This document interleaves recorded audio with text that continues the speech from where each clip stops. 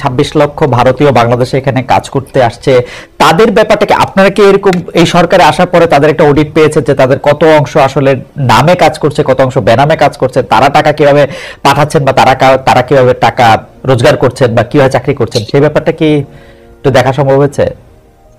দেখুন, এটা নিয়ে কিন্তু আমরা এখনো ক্যাম্পেইন যেটা চালানো সেরকম কোনো কিছু আমরা করিনি। তবে আমরা সবসময় জানি যে একটা উল্লেখযোগ্য সংখ্যক, আমি কিন্তু সংখ্যাটা বলতে পারবো না, আমার মনে হয় কেউ এক্সাক্ট সংখ্যাটা বলতে পারবে না, উল্লেখযোগ্য সংখ্যক ভারতীয় এখানে চাকরি করেন এবং তাদের বেশ একটা অংশ কিন্তু আসলে ঠিক প্রপার এমপ্লয়মেন্ট ভিসা নিয়ে অনুমতি নিয়ে এখানে চাকরি করছেন না। কারণ আমি জানি যে এক দুজনের কথা, মানে অন্যান্য দেশে এক দুজনের কথা জানি যে অনেক ফর্মালিটি আছে, সেগুলি করে তারা চাকরি করছেন।